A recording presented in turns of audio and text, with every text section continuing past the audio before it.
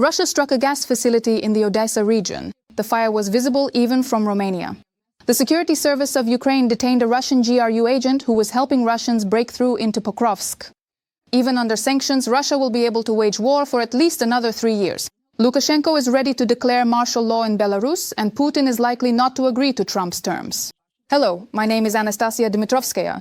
Right now, here are the main stories.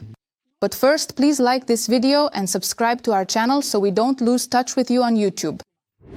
On the night of August 6th, Russia struck a gas facility in the Odesa region. The fire was visible even from Romania.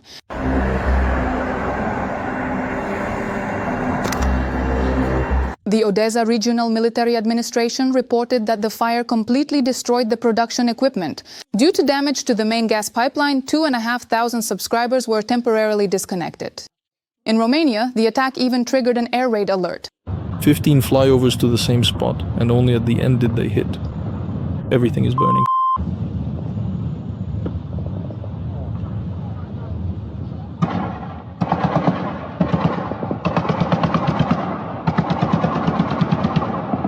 Right overhead.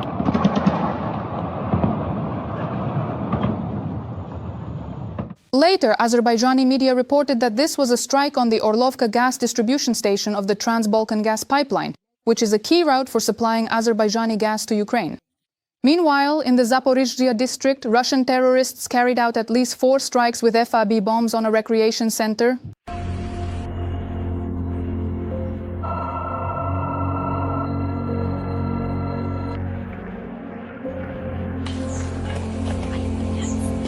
As a result of the strike, 2 people were killed and 12 were injured, including 2 children.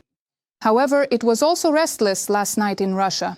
In the Rostov region, a fire broke out at the Tatsinskaya station after a drone attack. Impressive.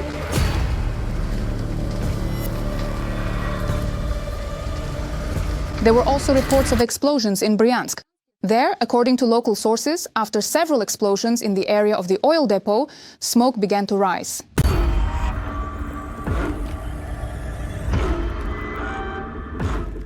The Russian Ministry of Defense also reported that Crimea, as well as the Voronezh and Oryol regions of Russia, came under attack. Well, what can I say? I call this instant karma. And now to news from the front. The most difficult situation is in the Pokrovske, Dobropilia and Novopavlivka directions. Well, of course, the occupiers are trying to advance along almost the entire line of contact using small assault groups. This was stated by Commander-in-Chief Oleksandr Syrsky. In the east, the Russian aggressor tried to advance along almost the entire line of contact. Our troops bravely repelled enemy attacks, who used the tactic of 1,000 cuts, employing small assault groups for offensive actions. Occupiers are also pressuring the Lyman direction. According to a soldier with call sign Maknoy, the situation is especially tense in Torske. The pressure is also increasing in the Lyman direction, especially near Torske. The enemy is trying to break deeper into our defenses. We are keeping these attempts under control, but the situation is extremely difficult. Also, in the area of the settlement of Kolodzi, the enemy is gradually pushing us out of our positions. Fighting is already taking place inside the village itself. The defense is being pressured by artillery and infantry. A soldier with the call sign Alex also wrote about the worsening situation in the Lyman direction. The situation in the Lyman direction has become much more complicated. The enemy is constantly carrying out assault operations with small groups, each consisting of about 10 personnel. North of Lyman, in the area of Zelenaya Sudba, the enemy recently achieved success and made advances using similar assault tactics. Also, the line of contact is now essentially along the Yampolovka-Torsko line, which puts our entire group in Serebryanka at risk.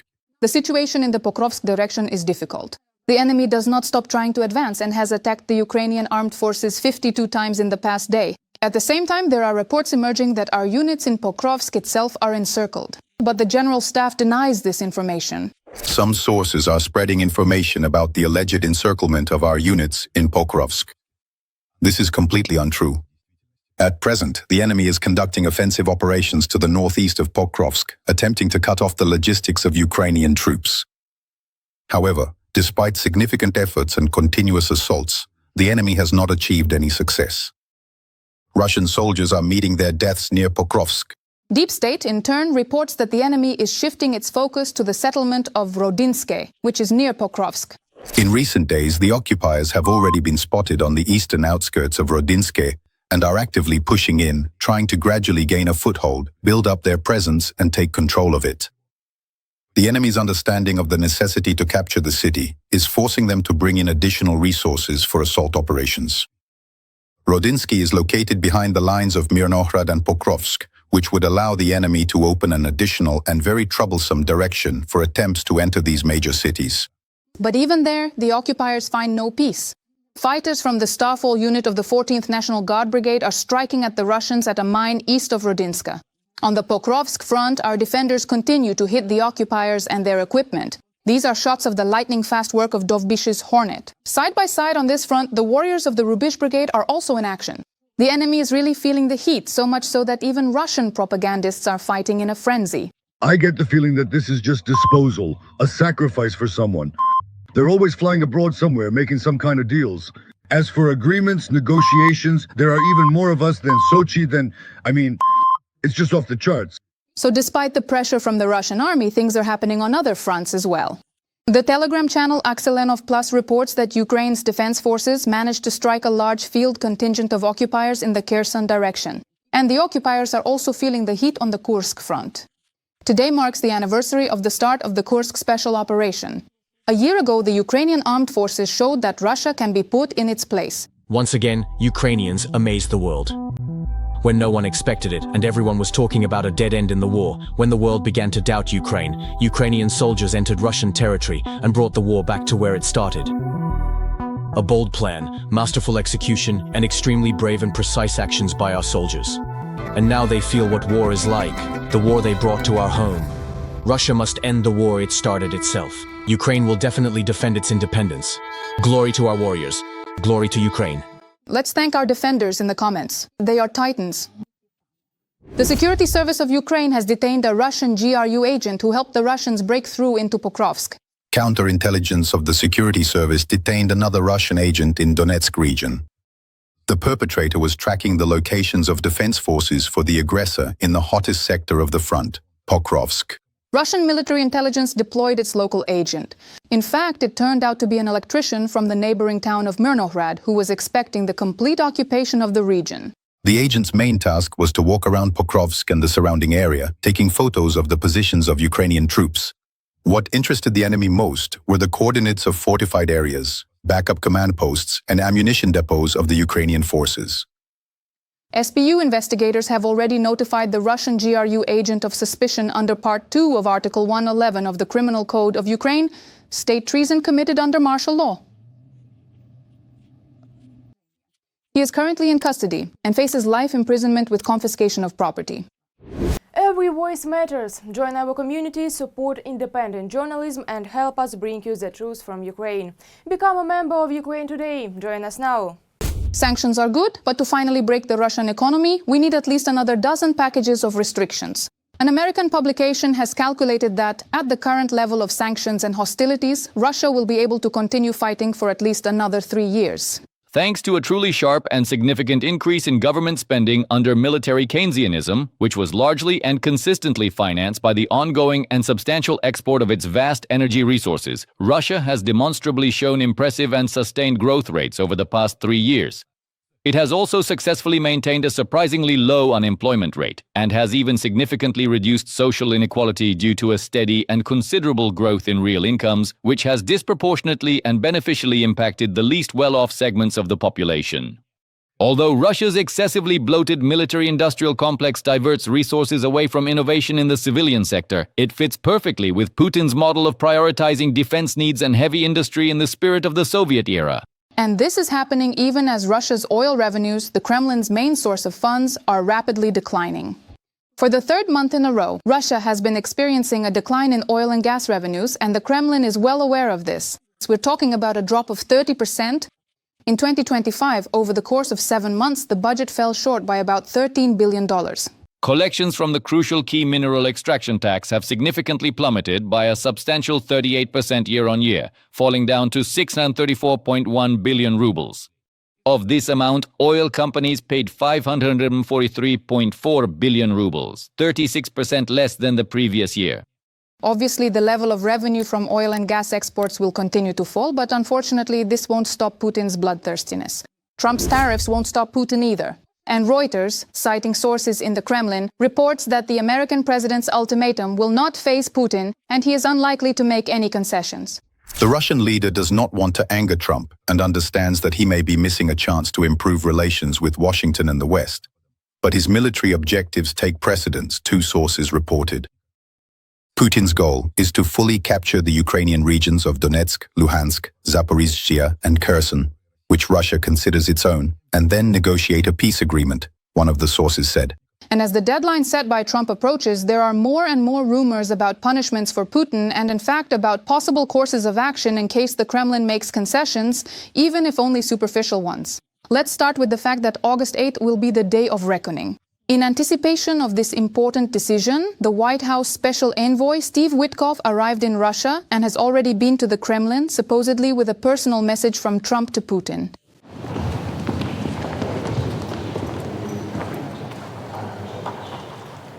But what exactly this message is and what the results of the meeting are, we may find out closer to midnight, around 11:30 p.m. Kiev time. Trump has scheduled an important address. If an agreement to a ceasefire is not reached, the White House, according to the Financial Times, is seriously considering imposing sanctions against Russia's shadow fleet. Such sanctions against the shadow fleet are seen in the United States as a first step toward inflicting damage on Russia. If the US adds the tankers to the sanctions list, it will be the first restriction against Russia since Trump returned to the White House in January. So far, Trump has refrained from imposing new sanctions in the hope of reaching an agreement to end the war. However, he has repeatedly stated that he is dissatisfied with the actions of Russia and Putin. The President of the United States has set a final deadline of August 8th. If there is no ceasefire, the US will impose tough sanctions. But at the same time, there is a chance that Russia might, to some extent, agree to Trump's terms. Although that chance is minimal given Putin's expansionist ambitions. Bloomberg reports that the Kremlin is considering the possibility of an aerial truce with Ukraine without ending the war, meaning a limitation on airstrikes. The Kremlin is weighing options for concessions to the President of the United States, Donald Trump, which could include an aerial truce with Ukraine in an attempt to avert the threat of secondary sanctions, even though Russia remains firmly committed to continuing its war. But over the 3 years of full-scale war, we have seen quite a few such limitations on airstrikes. And I think there's no point in reminding how it all really happened. What do you think? How will this all end? With tougher sanctions or a fake truce? I don't know if it was Lukashenko who got so inspired by his recent meeting with Putin, or... There will be no structures left. The Russians will slowly bite off, seize all of this, and then they'll move on and reclaim more. They'll take it back. Well, yes, they'll take it back. But the potato Führer decided that martial law needs to be introduced in Belarus. And, as you understand, not because of the Russian threat. We're talking about introducing martial law in the event of aggression against the Union state, meaning Russia. In theory, this means that martial law could be introduced at any moment. Based on the published text of the draft law, it can be said that it allows for the possibility of imposing martial law in Belarus, even if Ukraine's defense forces strike military targets on Russian territory. Accordingly, it is considered an allied country for Belarus. After the full-scale Russian invasion, strikes by Ukrainian defense forces on the aggressor's territory became regular. For this, they use various types of drones, aerial bombs, missiles, and artillery. Ukrainian defenders also carry out ground operations in Russian border regions. But what's interesting is something else. Given that the list of military threats has been clarified, we can talk about a legal framework being prepared for participation in the war. If you add to the Belarusian Ministry of Defense's draft law the news about the alleged formation of a new army brigade on the border with Ukraine, the picture starts to look suspicious. And the cherry on top: joint Russian-Belarusian military exercises. They will start in September, but the first train with Russian occupiers and military equipment has already arrived in Belarus to prepare for the joint Zapad 2025 exercises. And what do you think Lukashenko is planning? Prostitutes are not about wicked debauchery, but a tool for intelligence agents. In a recent interview, the head of Ukraine's main intelligence directorate, Kirilo Budanov, said that escort girls can assist in intelligence gathering. British intelligence agents have often used brothel workers to collect information, To what extent does our human intelligence truly utilize various methods, for example, in providing escort services among prostitutes? And how does this manifest? Those are normal methods, so what? So we're continuing the tradition? We're continuing it at full speed.